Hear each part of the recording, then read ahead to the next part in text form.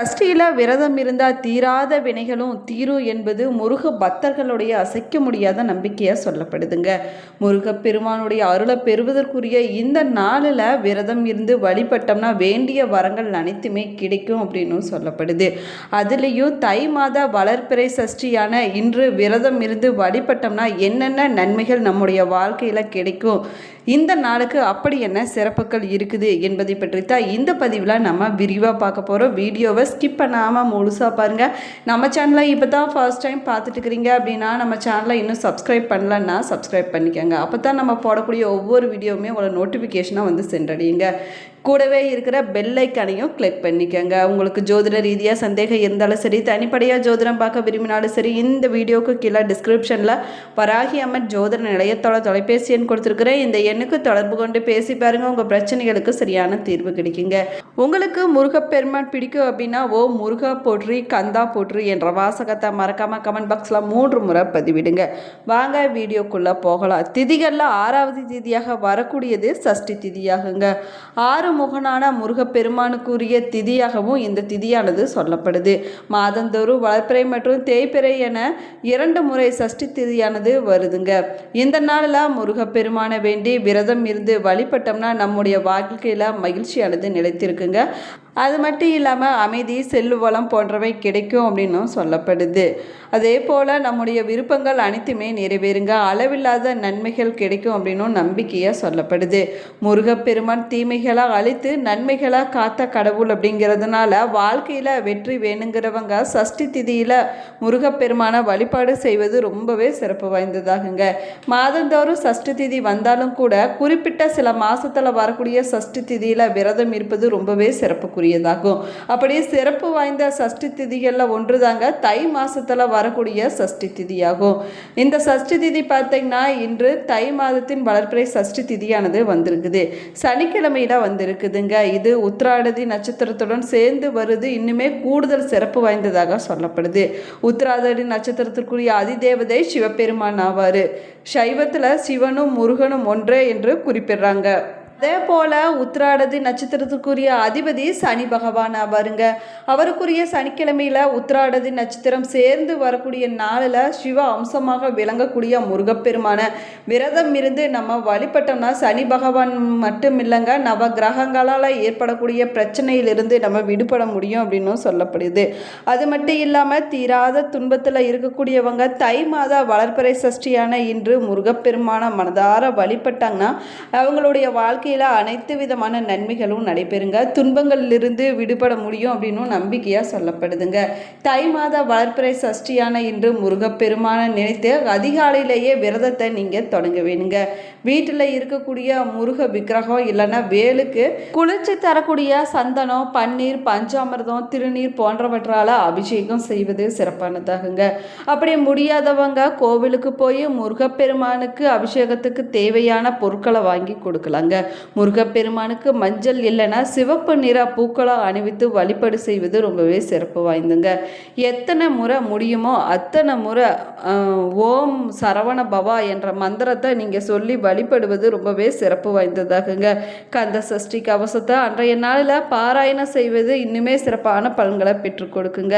அன்றைய நாளில் மாலை நேரத்தில் பக்கத்தில் இருக்கக்கூடிய முருகன் கோவிலுக்கு சென்று வழிபட்ட பிறகு உங்களுடைய விரதத்தை நீங்கள் நிறைவு செய்து கொள்ளலாங்க. விரதம் இருக்க முடியாதவங்க முருகப்பெருமான மனதார நினைத்து அவருக்குரிய மந்திரங்களை சொல்லி வழிபடுவது ரொம்பவே சிறப்பு வாய்ந்ததாகுங்க. வீட்டில் முருகப்பெருமானுடைய படத்துக்கு முன்னாடி விளக்கேற்றி வைத்து உங்களுடைய வேண்டுதல்களை சொல்லி வழிபடலாங்க. இதுவும் நல்ல பலன்களை பெற்றுக் கொடுக்குங்க.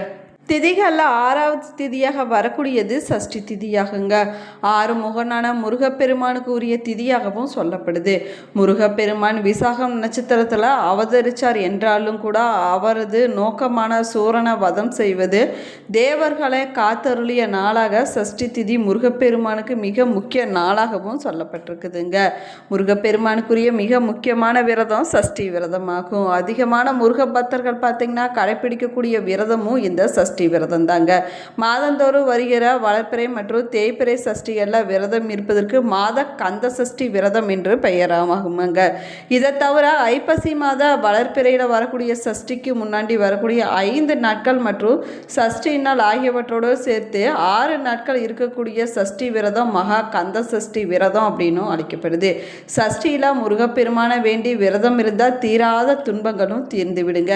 வேண்டிய அனைத்து வரங்களும் கிடைக்குங்க. முருகப்பெருமானுடைய அருளால் நம்முடைய வாழ்க்கையில் நிச்சயமாக ஒரு மாற்றம் கிடைக்கும் அப்படின்னு சொல்லப்படுதுங்க. அது மட்டும் இல்லாமல் குழந்தை திருமணம் வேண்டி நிறைய பேர் பார்த்திங்கன்னா சஷ்டி விரதத்தை கடைப்பிடிப்பதை வழக்கமாகவே வச்சுருப்பாங்க. மகா கந்த சஷ்டி விரதம் தொடங்கி மாதந்தோறும் வருகிற அனைத்து சஷ்டி திதிகளிலுமே விரதம் இருந்து முருகப்பெருமான வழிபடுவங்களுக்கு அனைத்து விதமான நலன்களும் கிடைக்குங்க. என்ன வேண்டுதல் நிறைவேற வேணும் அப்படின்னாலும் தெரியுங்க, சஷ்டியில் விரதம் இருந்து முருகப்பெருமான வழிபட்டீங்கன்னா முருகப்பெருமானுடைய பரிபூர்ண அருளால் உங்களுடைய வேண்டுதல்கள் அனைத்துமே நிறைவேறும் அப்படின்னும் சொல்லப்படுதுங்க. தை மாத வளர்பிறை சஷ்டி ஜனவரி 24ஆம் தேதி சனிக்கிழமை அன்னைக்கு கடைபிடிக்கப்படுதுங்க. சஷ்டி திதி ஜனவரி 24ஆம் தேதி அதிகாலை 1:46 மணிக்கு தொடங்கி ஜனவரி 25ஆம் தேதி அதிகாலை 12:39 மணியோடு முடிவடையுதுங்க. சஷ்டி திதி அப்படிங்கிறது முருகப்பெருமானுக்கு அர்ப்பணிக்கப்பட்ட மிக முக்கியமான விரத நாளாகவும் சொல்லப்பட்டிருக்குது. தை மாத வளர்பிறை சஷ்டியில் விரதம் இருக்கக்கூடியவங்க நாள் முழுவதும் உபவாசமாக இருக்க வேணுங்க. முடியாதவங்க காலை உணவை மட்டுமோ இல்லைன்னா பகல் உணவை மட்டுமோ தவிர்த்து கொண்டு உங்களுடைய விரதத்தை நீங்கள் கடைப்பிடிக்கலாங்க. இல்லைன்னா ஒரு வேளை பழம் மட்டும் சாப்பிட்டு கொண்டு பகல் பொழுதுல உப்பு இல்லாமலோ உணவு சாப்பிட்டு நீங்கள் விரதத்தை கடைப்பிடிக்கலாங்க. சஷ்டி திதி வரக்கூடிய நாட்களில் காலையில் எந்திரிச்சு தலைக்கு குளித்து விட்டு முருகப்பெருமானுக்கு வெள்ளை நிற பூக்களால் அலங்காரம் செய்ய வேணுங்க. முருகப்பெருமானுக்குரிய பாடல்களை பாடி உங்களுடைய விரதத்தை நீங்கள் கடைப்பிடிக்கலாம். காலையில் பால் பழம் வெற்றிலை பாக்கு மட்டும் படைத்து வழிபடுவது ரொம்பவே சிறப்பானதாகுங்க. அதே போல் காய்ச்சிய பாலில் சர்க்கரை இல்லைன்னா தேன் கலந்து நைவேத்தியமாக படைத்து வழிபடுவது இன்னுமே சிறப்பான பலன்களை பெற்றுக் கொடுக்குங்க. உங்களால் முடிஞ்சிச்சுன்னா பக்கத்தில் இருக்கக்கூடிய முருகன் கோவிலுக்கு சென்று அன்றைய நாளில் வழிபட்டுட்டு வருவது சிறப்பானதாகுங்க. முடியாதவங்க வீட்டிலேயே இருந்து கூட முருகப்பெருமான மனதார தரிசனம் செய்யலாங்க. காலையில் சாமிக்கு படைத்த பாலை நாமும் குடிக்கலாங்க, இல்லைன்னா மற்றவங்களுக்கு பிரசாதமாக கொடுக்கலாங்க. மாலை நேரத்தில் மீண்டும் வீட்டில் பால் பழம் படைத்து ஒரு மணப்பலகையில் சாட்கோண கோலம் போட்டு அதில் 6 அகல் விளக்கில் நெய் விளக்கு ஏற்றி வழிபட வேணுங்க. நீங்கள் ஏற்றக்கூடிய 6 விளக்கில் ஒரு விளக்காவது கண்டிப்பாக நெய் விளக்காக நீங்கள் ஏற்றி வழிபடுவது சிறப்பானதாகுங்க. சாமிக்கு படைத்த பாலை நீங்களும் குடித்து உங்களுடைய விரதத்தை நீங்கள் நிறைவு செய்து கொள்ளலாங்க. நீங்கள் என்ன வேண்டுதலுக்காக சஷ்டி விரதம் இருந்தாலும் சரிங்க, கந்த சஷ்டி கவசம் படிப்பது ரொம்பவே சிறப்பானதாகுங்க. குழந்தை வரத்திற்காக விரதம் இருக்கக்கூடியவங்க அதற்கு உரிய திருப்புகளை படைத்து வழிபடுவது இன்னுமே சிறப்பான பலன்களை பெற்றுக் கொடுக்குங்க. தை மாத வளர்பிறை சஷ்டியில் விரதம் இருந்தால் வேலவனுடைய அருளால் திருமணமானது சீக்கிரமாகவே கைகூடி வருங்க. குழந்தை பாக்கியம் சீக்கிரமாகவே கிடைக்கும். நல்ல ஆரோக்கியமான வாழ்க்கை கிடைக்கும். நீண்ட ஆயுள் புகழ் செல்வம் போன்றவை கிடைக்கும் அப்படின்னும் சொல்லப்படுதுங்க. அது மட்டும் இல்லாமல் உங்களுடைய வாழ்க்கையில் நிம்மதி சந்தோஷம் உற்சாகம் எப்பயுமே நிறைந்திருக்கும் அப்படின்னு நம்பிக்கையாக சொல்லப்படுது. தமிழ் கடவுளான முருகப்பெருமானுக்குரிய திதி சஷ்டி திதியாகும். மாதத்தில் 2 சஷ்டி திதிகளானது வருங்க. வளர்பிறை மற்றும் தேய்பிறை என 2லையுமே வரக்கூடிய சஷ்டி திதிகள்லையுமே விரதம் இருப்பது ரொம்பவே சிறப்பானதாகும். அது மட்டும் இல்லாமல் முருகனுடைய அருளை பெறுவதற்கு சஷ்டி விரதம் நிறைய பேர் கடைபிடிக்கிறாங்க. சஷ்டியில் இருந்தால் அகப்பையில் வரும் என்பது பழமொழியாகுங்க. இதனால தான் குழந்தை வர வேணுங்கிறவங்க சஷ்டியில் விரதம் இருக்க வேணும் அப்படின்னும் சொல்லப்படுதுங்க. குழந்தை வர வேணுங்கிறவங்க ஐப்பசி மாதத்தில் வரக்கூடிய மகா கந்த சஷ்டியின் போது தான் விரதம் இருப்பாங்க. ஆனால் மகா கந்த சஷ்டி மட்டும் இல்லைங்க, மாதந்தோறும் வருகிற சஷ்டியிலும் விரதம் இருந்தோம்னா முருகப்பெருமானுடைய அருளால் நிச்சயமாக குழந்தை பாக்கியமானது கிடைக்குங்க. நீண்ட நாட்களாக குழந்தை இல்லை, தொழிலில் வளர்ச்சி இல்லை, வாழ்க்கையில் முன்னேற்றம் என்பதே இல்லை, வறுமை நிலை தீரவில்லை, தீராத நோயால் பாதிக்கப்பட்டிருக்கக்கூடியவங்க வாழ்க்கையில் யாராவது ஒரு நபரால் தடைகள் பிரச்சனைகளை சந்திச்சு கொண்டு இருக்கக்கூடியவங்க கஷ்டம் இல்லாத வாழ்க்கை வாழ வேணும் அப்படிங்கிறவங்க சஷ்டி விரதத்தை கடைபிடிப்பது ரொம்பவே சிறப்பு வாய்ந்ததாகுங்க.